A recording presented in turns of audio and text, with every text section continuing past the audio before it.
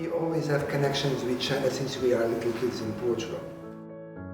China is always in the imagination of the Portuguese people, and it's through the education.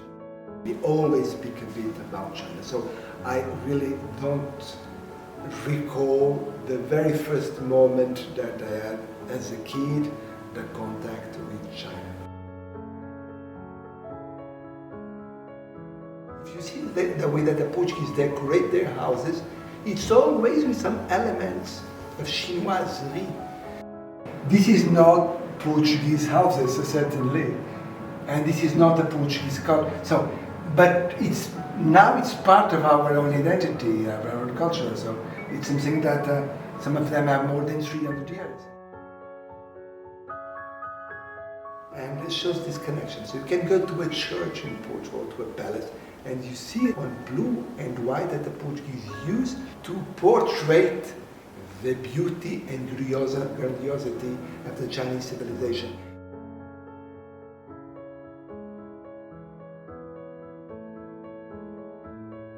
We have a relationship for more than 500 years now, sometimes in the past very intense, very important, but nothing compared with the last 40 years. All Chinese presidents paid state visits to Portugal.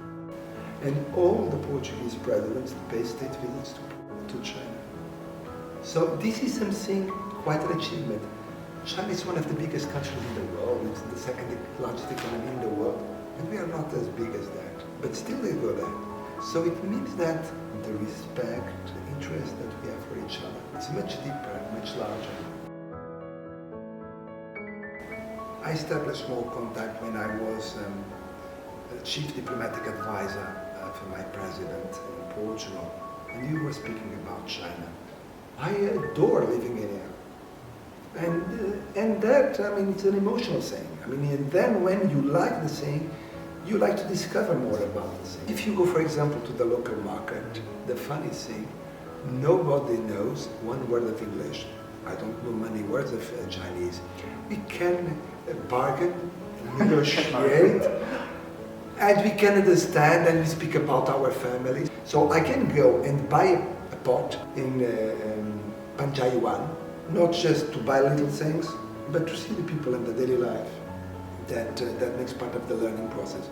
Many universities in this country are studying Portuguese studies. And so it's also a way of implementing that. And we are working in the way of translating a bit more Portuguese poets and Portuguese writers. And we also are translating some of the main Chinese writers into Portuguese, and it's quite important.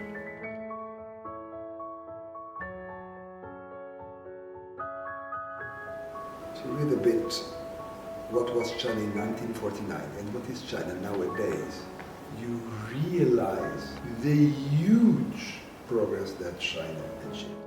China and its citizens. In our case, in the last 40 years, we negotiated the handover of Macao to China. We were the first ones to raise the question to the Chinese authorities to offer Macao back, and it was time to change the situation. Portugal is very proud of this process of negotiation and the way that it was conducted by them and the way that it evolved until nowadays. We have no question about this. Macao has always been in the past a point of connection and linking between Portugal and China. It's still nowadays. So it was never a place of disagreements or fights. And that is something that makes us very proud of this legacy that we have from our ancestors.